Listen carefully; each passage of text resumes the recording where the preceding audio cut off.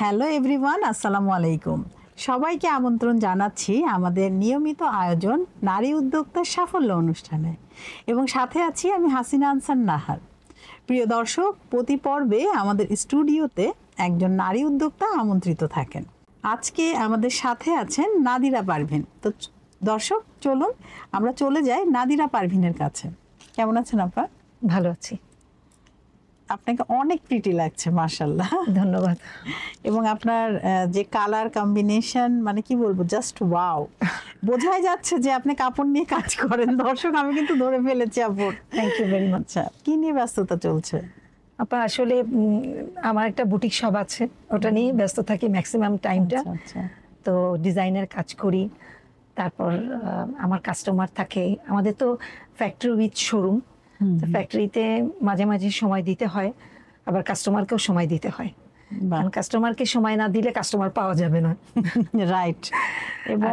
এবং কাস্টমার এমন একটা মানে লক্ষ্মী বলবো আমাদের শোরুমের, যে কাস্টমারকে আমরা লক্ষ্মী বলি, যে তাদেরকে বুঝানো, তাদেরকে কনভিন্স করা, যে কোনো প্রবলেম তাদের কাছে শোনা, এটা খুব ইম্পর্টেন্ট একটা ব্যাপার। অবশ্যই। তা না হলে তো দীর্ঘ 98 সাল থেকে 25 সাল পর্যন্ত বিজনেসটা আমি ধরে রেখেছি। দীর্ঘ সময় ধরে। সব কি রিপিট কাস্টমারই আপনার? আমার 98 সাল থেকে যে কাস্টমার ছিল, ইনশাল্লাহ আমার আজ অবধি এখন পর্যন্ত সেই কাস্টমারগুলো আছে। বাহ, চমৎকার। মানে আপনি তাদেরকে ধরে রাখতে পেরেছেন, যে আসলে তারা কি পছন্দ করে, কোন কালারের সাথে কোনটা যাবে বা কোন ডিজাইন তারা চুজ করে। তো এটা কিন্তু মানে এরকম হয় না যে এতদিন ওই একই কাস্টমার আপনি কিভাবে ধরে রেখেছেন। এটার মূল মন্ত্র আসলে কি? ভালোবাসা। দর্শকদের একটু বলেন। এটা আসলে সত্যি করে বলবো যে কাস্টমার যেটা চায় সেটা আসলে বুঝতে হবে। আমি মনে করি বিজনেস ক্ষেত্রে খালি লাভের কথা চিন্তা করলে হবে না, বিজনেসের কথা চিন্তা করলে হবে না। একটা কাস্টমার কি চাচ্ছে, একটা কাস্টমারকে যদি আমরা একটা তৈরি করে দিলাম, একটা ব্লাউজ তৈরি করে দিলাম, আজকাল তো মহিলাদের অনেক ধরনের প্রবলেম থাকে, যে এখানে সেট হচ্ছে না, ওখানে সেট হচ্ছে না। তো আমার এখানে ফিটিংনেসটা খুব সুন্দর হয়।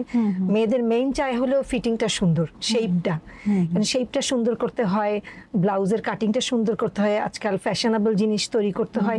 এগুলোর জন্য কাস্টমার আমাকে খুব মানে ওনাদের চাহিদা অনুযায়ী আপনি সেটা ডেলিভারি দেন। এটা তো চমৎকার। তো নারী উদ্যোক্তা হয়ে ওঠার শুরুটা আসলে কিভাবে? শুরুটা জানতে চাচ্ছি। আসলে এটা তো লম্বা গল্প, আমি ছোট করে বলি। হ্যাঁ, অবশ্যই। 98 সালে যখন আমার হাজবেন্ড মারা যান, তখন আমার বাচ্চা দুটো তো ছোট ছিল, 2 বছর 9 বছর। তো ওদেরকে ছোট ছিল যেহেতু, ওই সময়টায় কি করব, তখন আমি ওই সময়টায় চিন্তা করে দেখলাম যে আমি যদি বাইরে জব করি, বাচ্চাগুলোকে আমি ঠিক মতো ওদের দিকে নজরদারি করতে পারবো না। ওই কারণে আমি তখন চিন্তা করলাম যে ওদেরকে আমার মার কাছে রেখে আমি ছোট ছোট কোর্সগুলো কমপ্লিট করলাম বাসায় থেকে। কোর্সগুলো কমপ্লিট করে বাসাতেই আমি একটা মেশিন নিয়ে সবকিছু শুরু করলাম। শুরু থেকে বাস, তারপরে আমি 2 বছর পরেই একটা শোরুম দিয়ে দিলাম। তো সেই শোরুমের ভাড়াটা ছিল তখন আমার 2200, আজকে আমার 35,000 টাকা শোরুম ভাড়া। দর্শক, আপনারা দেখেছেন, শুনলেন তো আপুর গল্প। আসলে লেগে থাকতে হবে, আপনার লক্ষ্যটা আগে স্থির করতে হবে এবং আপুর মতো ধৈর্য সহকারে লেগে থাকতে হবে, তাহলেই কিন্তু এরকম একটা আউটপুট পাবে। এবং এত বছর ধরে ওনার সেই রিপিট কাস্টমারই আছে। মানে আমার কাছে এই জিনিসটা একদমই অবাক লাগলো। এরকম কিন্তু আমরা অনেক গেস্ট এসেছে, বাট এরকম আমি মানে এই প্রথম শুনলাম যে ওই কাস্টমারগুলোই। তো নতুন কাস্টমারের জন্য আসলে আপনি কি অ্যাপ্লাই করেন? নতুন কাস্টমার যারা আমাদের কাছে আসে তারাও আমার পুরনোই হয়ে যায়। ওই দ্বিতীয়ত কথা হচ্ছে, অনেক সময় এমন আছে যে আমি না থাকলে শোরুমে এসে যে ভাবি নাই, ওকে জাস্ট কাপড়গুলো রেখে চলে যায়, ভাবি কখন আসবে, 1 ঘন্টা পর আসবে, আমি আসবো, ভাবিকে বুঝাতে হবে। আচ্ছা, অনেক সময় ফোনেও আমরা কাজ করে ফেলি, ফোনেও কাজ করে ফেলি। তো মেইন মূলত হচ্ছে আমার কাস্টমারগুলোকে আমি বুঝি, যে কোন একটা কাস্টমার ঢুকলে আমরা বুঝতে পারি যে কাস্টমারটা কোন জিনিসটাতে খুশি হবে, এটা মোস্ট ইম্পর্টেন্ট। এবং খুব ধৈর্য সহকারে একটা মানুষের সাথে কথা বলা, তার কথাগুলো বোঝা, এটা অনেক বড় একটা ব্যাপার। না, অবশ্যই। কাস্টমারকে ইম্পর্টেন্সটা না দিলে কাস্টমার তো কখনো কষ্ট পায়। না, এটাই তো আসলে প্রথমে আমাদের ব্যবহারটা ঠিক রাখতে হবে। Right. এই প্রফেশন এমন একটি প্রফেশন, এখানে আপনাকে হাজারো মানুষের সাথে কথা বলতে হবে, হেসে কথা মিশতে বলতে হবে, হবে। এবং হ্যাঁ, আপনার ভেতরে যতই দুঃখ থাক, কষ্ট থাক, রাগ, অভিমান, কিন্তু সেটা প্রকাশ করা যাবে না। যাবে না। আহ, মানে বলা হয় যে এই প্রফেশনে আসতে গেলে, মানে এই ধরনের প্রফেশনে ইগোটা বাসায় রেখে আসতে হবে। সঠিক। আচ্ছা, আপনার উদ্যোক্তার জীবনে অনেক তো চ্যালেঞ্জ এসেছে, ফেসও করেছেন। চ্যালেঞ্জগুলো কি শেয়ার করা যাবে? কিভাবে ফেস করলেন? আসলে উদ্যোক্তা জীবনে চ্যালেঞ্জ এসেছে এটাই যে পরিশ্রম পরিশ্রম ছাড়া কিছুই হয় না। আর বাধা কি আসেনি? বাধা, আমি আসলে ফাইন্যান্সিয়াল দিক দিয়ে খুব একটা বেশি সচ্ছল ছিলাম না। আমি যেটা সত্যি করে বলবো যে ফাইন্যান্সিয়াল দিকটা আমি সচ্ছল ছিলাম না। আমি অল্প কিছু টাকার পুঁজি নিয়ে আমি বিজনেসটা চালু করেছি। তো ধীরে ধীরে আমি গতিবেগ বেড়েছি। যে কিছু আজকাল যেরকম আমরা শোরুম দেখি যে একদম ধুম করে অনেক টাকা দিয়ে সাজায় এটা যে শোরুম করতে পারে, আমি এভাবে পারিনি করতে। তখন আমি ছোট থেকে এ পর্যন্ত করে আসছি, সবকিছু নিজের করতে হয়েছে হাত থেকে। এবং আমি যে প্রথমেই বললাম যে আমার নিজের সবকিছু শিখতে হয়েছে। আমি এই হাতে ব্লক করেছি, এই হাতে কাটিং করেছি, এই হাতে মেশিন চালিয়েছি, সবকিছু আমি একা একা করেছি। এটা আমার জীবনে অনেক বড় স্ট্রাগল ছিল, ছেলে মেয়েকে মানুষ করা। এবং আমার জীবনের সবচেয়ে মানে প্রথম উদ্দেশ্য ছিল বাচ্চাগুলোকে আমি একটা জায়গায় সেটেলমেন্ট করব। কারণ আমাদের একটা মাদের তো এটাই স্বাবলম্বন যে হ্যাঁ, অবশ্যই সন্তান যেন সুস্থ সুশিক্ষায় মতো থাকে, ভালো মতো সুশিক্ষায় সুশিক্ষিত হয়। এবং আমার এইটাই প্রথম এইম ছিল। আল্লাহ তাআলার কাছে শুকর, আলহামদুলিল্লাহ, যে আমি আমার বাচ্চাগুলোকে একটা জায়গায় সেট করতে ওরা পারছি। কি করছে? আমার ছেলে এখন সেনাবাহিনীতে আছে, ওয়াও, মেজর। মাশাআল্লাহ, মাশাআল্লাহ। আমার মেয়ে দিল্লিতে আছে, ইউনিভার্সিটিতে পড়ছে, শারদাতে। আর আমার বৌমা, ছেলের বউ আছে, বৌমা আছে কুয়েতে মিশনে, বাহ, একটা নাতনি আছে। আমার বৌমাও খুব সুন্দর আপনার পরিবার, এবং আপনি কত সুন্দরভাবে ওদেরকে মানুষ করেছেন, প্রতিষ্ঠিত করেছেন এবং সময় দিয়েছেন। এবং ওরা যখন একটা পর্যায়ে এসেছে তখন আপনি আপনার উদ্যোক্তা লাইফটা আমি শুরু করেছি। এটা অনেক গোছানো একটি কাজ হয়েছে আপনার, এবং এখন কিন্তু আপনি স্বাধীন মনে সুন্দর করে করতে পারছেন আপনার কাজগুলো।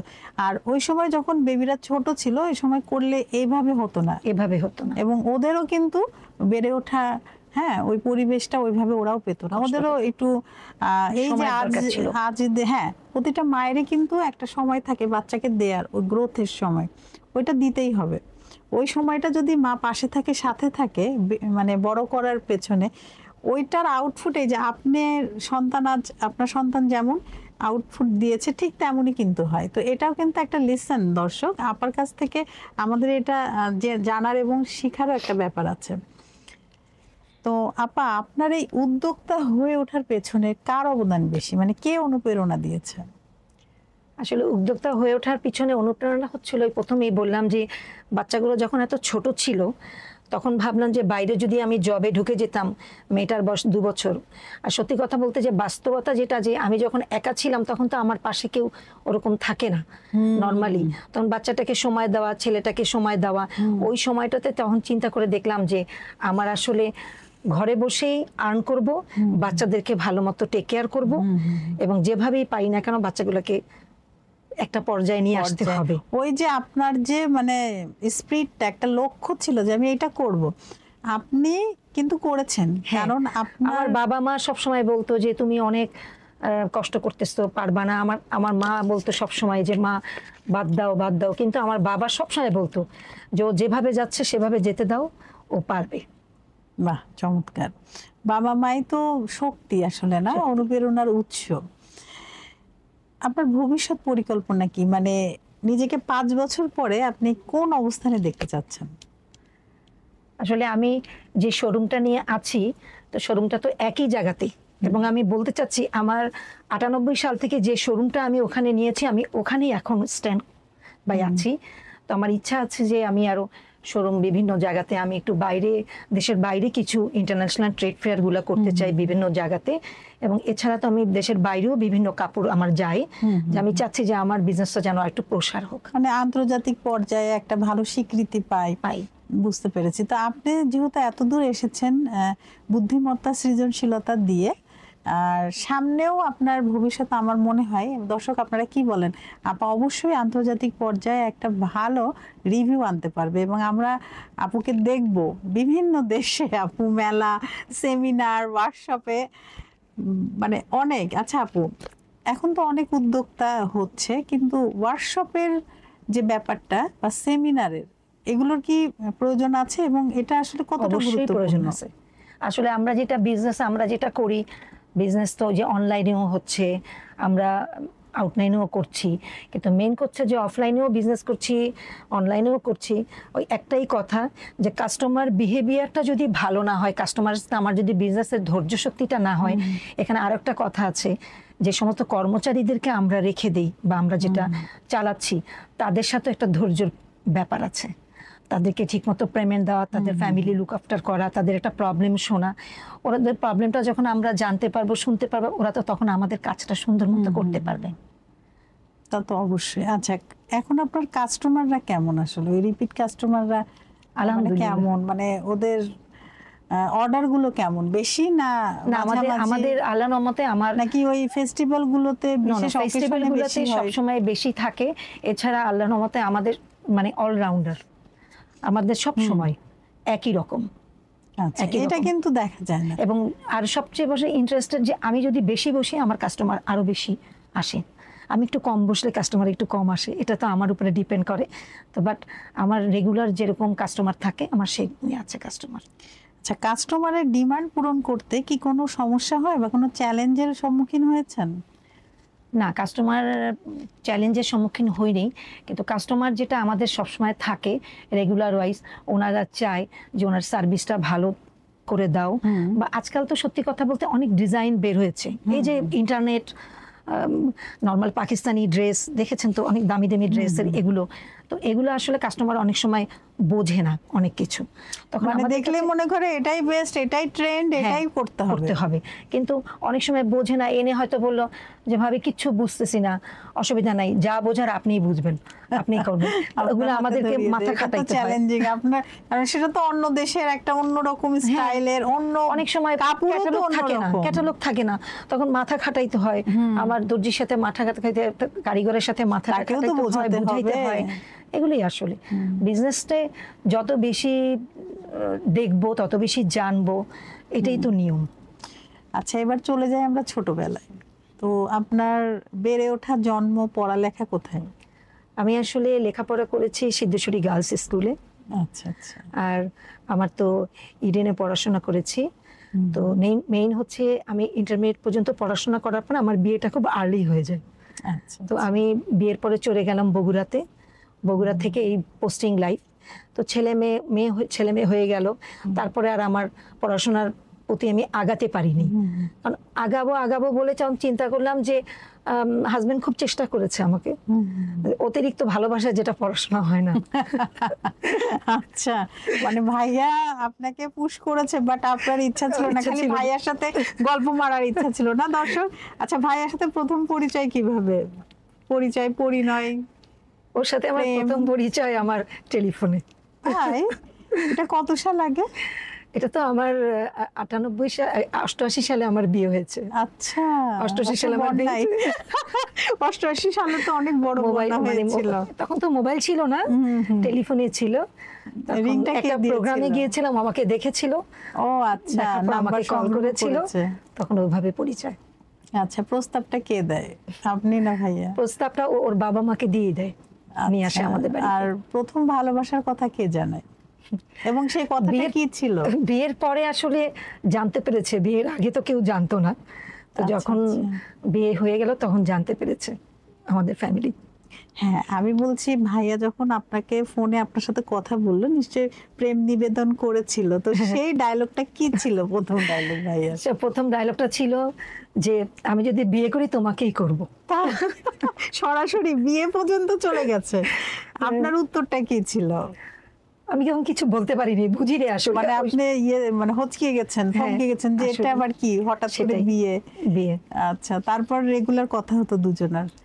খুব কম, তখন তো টেলিফোনের যুগ ছিল, বাবা মারা ছিল, বাবা আব্বার রুমে ফোন দিত, ওর সাথে আপনার তো অনেক সমস্যা ছিল। আমাদের তো তখন ফোন ছিল, টেলিফোন ছিল, আব্বার রুমে থাকতো ফোন। আর মজা ছিল সবচেয়ে যে ও বিভিন্ন জায়গায় পোস্টিং ছিল, ও সিলেট থেকে চিঠি পাঠাতো, ও সিলেটের মধ্যে চিঠির মধ্যেই লিখে দিত আমাকে যে অমুক দিন আসবো, অমুক তারিখে ফ্রেন্ডের বাসায় থাকবা, কথা হবে। আচ্ছা, কিন্তু আসলে তো আমাদের চিঠিতেই যোগাযোগটা বেশি হতো, তখন তো এরকম ছিল না। হ্যাঁ, তখন ভালো ছিল, প্রেমগুলো অনেক সুন্দর ছিল না? ভালো এখন ছিল। একটু বেশি অ্যাভেলেবেল হয়ে গেছে সেটাই। না?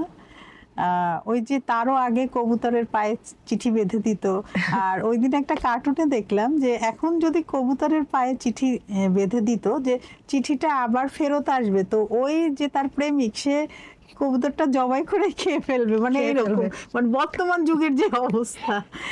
অনেক সেটাই। মজার ছিল এই কার্টুনটা, তো খুবই ভালো লাগলো আপনার এই কথাগুলো শুনে। তো ছোটবেলার একটা কোনো স্মৃতি যেটা মনে পড়লে মনটা খুবই ভালো হয়ে যায় বা ফিরে যেতে ইচ্ছা করে? ইচ্ছে করে ছোটকালে বান্ধবীদের সাথে ঘুরতে, এইটা মানে হৃদয় ছোঁয়া একটা খুব কথা ইচ্ছা হয়। বললেন। মনে হয় যে আমরা যখন বান্ধবীরা ঘুরতাম একসাথে, একসাথে তিনজনে রিক্সায় উঠতাম, মজা করতাম, ঘুরতাম ফিরতাম, তখন আসলে কোনোদিন ভাবি নাই যে আসলে ওদেরকে পাবো না। ছোটকালের বান্ধবীরা এখনো আছে, এক একজন দূরে দূরে চলে গেছে, কিন্তু এখনো যখন ছোটকালের বান্ধবীদেরকে পাই না, ভুলে যাই, তো মনে হয় যে ওদের সাথে থাকতে খুব ভালো লাগে। এটা অনেক মিস করি আসলে। না, এটা আসলে ছোটবেলার ওই যে মানে শৈশবের বন্ধুত্ব, সেটা কিন্তু কখনো শেষ হয় কখনো না। শেষ হয় না। আপনি এরপরে অনেক বন্ধু হবে, কিন্তু সেই যে মনের একটা ভালোবাসা, সেই দাগ কাটা বন্ধুত্ব সেটা কিন্তু হয় না। আমি অনেক দেখেছি। একসাথে আমরা গল্প করতাম, শুয়ে থাকতাম, বসে থাকতাম, কোনো সময় গাছে উঠতাম, মানে এলাকার মধ্যে তো কিছু গাছও থাকে, মজা করে পেয়ারা খেতাম। হ্যাঁ, ওটা তো একটা আলাদা আনন্দ ওগুলো তো, ছিল। ওই জিনিসগুলো আর কখনো পাবো না। এবং আমাদের বাচ্চা কাচ্চারা তো এগুলো আসলে ফিল করে, বোঝেই নাই। না, ওদের তো আমরা ওই পরিবেশটা দিইনি। ওদের তো ওই যে ফার্মের মুরগির মতো আমরা বড় করছি। আমরা কিন্তু দেশি মুরগির মতো ছিলাম, ছোটাছুটি, খেলাধুলা, কত রকম খেলা ছিল। আপনার প্রিয় খেলা কি ছিল আপা? আমার ব্যাডমিন্টন। তাই? ব্যাডমিন্টন, ওই যে শীতের একটা আসলে আমাদের ওইগুলা হচ্ছে কোর্ট করতো। আমার অনেকগুলো চাচাতো ভাই ছিল, চাচাতো বোন, তো আমরা ওই ব্যাডমিন্টনটা খেলতাম। মানে এটা অন্যরকম একটা ব্যাপার ছিল। আর সন্ধ্যার পরে বিশেষ করে খেলাটা হতো, লাইটের দিয়ে রাখতো। হ্যাঁ হ্যাঁ, লাইট দিত, মানে খুবই ভালো লাগতো। ওই জিনিসগুলো কিন্তু আমাদের বাচ্চারা পায়নি। আসলে আমাদের গার্জিয়ানরাও আমরা এত বেশি ব্যস্ত হয়ে গিয়েছি যে আমরা ওইভাবে সময় দিতে পারছি না বাচ্চাদের। আচ্ছা, এমন যদি হতো যে আপনাকে বলা হতো যে আপনি একটা বিশেষ ক্ষমতা পাবেন, এমন সময় আপনি এমন কিছু বদলাতে চান, আপনার জীবনে বদলাতে পারবেন, তাহলে সেটা কি? মানে আমাকে যদি কেউ কিছু বলতো যে আপনি নতুন কিছু, আমি ছোটকালের জীবনে চলে যেতাম, জীবনটাকে নতুন করে শুরু করতাম। ও আচ্ছা, হ্যাঁ, এটা তো অবশ্যই, জীবনকে সবাই নতুন ভাবে মনে করতাম যে আবার বাবা মাকে পেতাম, ছোটকালে বাবা মাকে পেতাম, যেমন বাবা মা এখন নাই, আমরা এখন ফিল করি যে বাবা নাই, মা নাই। মানে যখন মনে হয় তখন খুব কষ্ট লাগে। বাবা মা যখন কারো না থাকে তখন এটা অনুভব করা যায় না, যে বাবা মা কি জিনিস। সেটাই, আসলে যার থাকে সে হয়তো ওইভাবে বুঝছে না, কিন্তু যার থাকে না, মানে হয় না যে অনেক সময় আমরা বলতাম যে মা আপনি এত চিন্তা করেন কেন, আপনি খান না কেন, আমাদের জন্য রেখে দিয়েছেন। এখন আমরা ফিল করি। আমার আম্মা বলতো তুমি এখন বুঝবা না, তোমার যখন সন্তান হবে তুমি তখন বুঝবা। এখন ওই ফিলটা করি যে না, আসলে মা তো ঠিকই বলতেন, আব্বু তো ঠিকই বলতেন। তো এটাই মনে হয় বাস্তবতা। তো আপা, আসলে কথা বলতে বলতে আমরা প্রায় অনুষ্ঠানের শেষ দিকে চলে এসেছি। খুবই ভালো লাগলো আপনার সাথে কথা বলে। তো যারা নতুন ব্যবসায় আসতে চান তারা আসলে কি করবে, তাদের জন্য কিছু যদি অ্যাডভাইস আমাদের দর্শকের উদ্দেশ্যে বলতেন। আসলে যারা নতুন ব্যবসায় আসতে চান, অবশ্যই বলবো যে একটা কথা, যে অন্ততপক্ষে কাস্টমারদের সাথে সবসময় বিহেভিয়ার ভালো করতে হবে এবং ধৈর্য সহকারে কাস্টমার কি চায় সেটা ভালো মতো জানতে হবে। কারণ ওই জিনিসটা না জানলে কাস্টমারকে কখনো কাস্টমারের মনটা পাওয়া যাবে না। একটা জিনিস হচ্ছে, কাস্টমার একটা জিনিস কিনতে চাইলো, সেই জিনিসটা কাস্টমারকে এক্সপ্লেন করতে হবে, কেন দাম বেশি, কেন দাম নিচ্ছি, বা কেন জিনিসটা প্রোডাক্টটা কি। এই জিনিসটা খুব ইম্পর্টেন্ট। আমি মনে করি যে আমরা হয়তো আমরাও কাপড় কিনি মার্কেটে গিয়ে, হয়তো আমরাও কিন্তু যাচাই করতে চাই। একটা দোকানে কাপড় কিনতে গেলে আমরাও বলি যে প্রোডাক্টটা কি, দামটা কত। তো কাস্টমার অনেক সময় বার্গেনিং করে, মানে রেগে যাওয়া যাবে না, তাকে বুঝাইতে হবে। না যদি হয় আর একটা দোকানে সে যাচাই করবে, সে কম্পেয়ার করে আপনার দোকানে অবশ্যই ফেরত আসবে। আপনার একটা কথা আছে, আপনার প্রোডাক্ট ভালো হলে আপনাকে খুঁজে সে বের করবে। এবং আপনি যখন জিনিসটা ভালো দিবেন, আপনি যখন সার্ভিসটা ভালো দিবেন, সে ঘুরে ঘুরে এসে আপনার কাছেই আসবে, এটা আমার বিশ্বাস। চমৎকার ভাবে বলেছেন, আপনি অনেক সুন্দর ভাবে বলেছেন। দর্শক, আমাদের কিন্তু অনেক কিছু শেখার আছে আপার কথা থেকে। তো আপা, অনেকটা সময় হলো, কথা বলতে বলতে আমরা অনুষ্ঠানের একদম শেষ দিকে আপনাকে চলে অনেক এসেছি। ধন্যবাদ। এবং আপনার কেমন লাগলো আমাদের এই অসম্ভব ভালো লেগেছে। আমি তো বললাম যে পরিবেশটা খুব হোমলি পরিবেশ, আমার কাছে এত ভালো লেগেছে সবাইকে। এবং ইনশাল্লাহ আমি চাই যে আমাদেরকে সবসময় আপনারা ডাকবেন, আমরা আসবো, নতুন নতুন তথ্য দিব এবং আমরা এরকম নতুন নতুন কিছু কাপড় পরে এসে দেখাবো। হ্যাঁ, আপার এই শাড়িটা কিন্তু চমৎকার, আপনারা দেখছেন। উনি এই শাড়িটা কিন্তু কাস্টমাইজ করেছেন, দেখেন কি সুন্দর লেজ লাগিয়েছেন। আপনারা চাইলেই কিন্তু আপুর পেজে এগুলো অর্ডার করতে পারেন। এই যে আপু দেখাচ্ছে কি সুন্দর, এমন আমরা কিন্তু এই ডিজাইন কোনো সময় দেখি না, এটা আপুর নিজের করা। তো এরকম সুন্দর সুন্দর শাড়ি পেতে আপু কোথায় ভিজিট করবে একটু বলে দেন। আমার সূচনা বুটিক্স, কাফরুল কচুক্ষেত 169, এটা আমাদের ফেসবুকে আছে সূচনা বুটিক্স, আমরা দিয়ে দিব লিঙ্কটা আপনাদেরকে। আপনার ডেলিভারি ম্যান আছে? আমার ডেলিভারি ম্যান আছে, আমরা অনলাইন আছে, আপনি সূচনা বুটিক্স সার্চ দিলে পেয়ে যাবেন। কয়টা থেকে কয়টা পর্যন্ত খোলা? আমাদের সকাল 10টা থেকে লাঞ্চ আওয়ার পর্যন্ত খোলা থাকে, আবার বিকাল 4টা থেকে রাত 10টা পর্যন্ত। বাহ, চমৎকার। দর্শক, এমন সুন্দর সুন্দর পণ্য যদি আপনারা চান তাহলে অবশ্যই সূচনা বুটিক্সে আপনারা যোগাযোগ করুন, ইনবক্স করতে পারেন, সেখানে মোবাইল নাম্বার আছে, আপনাকে কল দিতে পারেন, অথবা সরাসরি আপার শপে যেতেও পারেন। সো এরকম কিন্তু দারুণ দারুণ প্রোডাক্ট আপনারা পাবেন এবং ডেলিভারি ম্যান যথাসময়ে আপনাদের কাছে পৌঁছে দেবে। তো আপু, অনেক ধন্যবাদ। অনেক ধন্যবাদ। 21 সংবাদকে ধন্যবাদ, আপনাকে অসংখ্য ধন্যবাদ আমাকে ডাকার জন্য। আবারও নতুন কোনো আয়োজনে আপনার সাথে আমাদের দেখা। অবশ্যই, ধন্যবাদ। ওয়ালাইকুম আসসালাম। দর্শক, আপনারা যারা এতক্ষণ আমাদের সাথে ছিলেন, আমাদের পাশে ছিলেন, আপনাদের সবাইকে অসংখ্য ধন্যবাদ। আবারও নতুন কোনো অতিথিকে নিয়ে আপনাদের সবার মাঝে আমি হাসিনা আনসার আবারও উপস্থিত হব। ততক্ষণ পর্যন্ত আপনারা সবাই ভালো থাকুন, সুস্থ থাকুন এবং আমাদের সাথে থাকুন। আল্লাহ হাফেজ।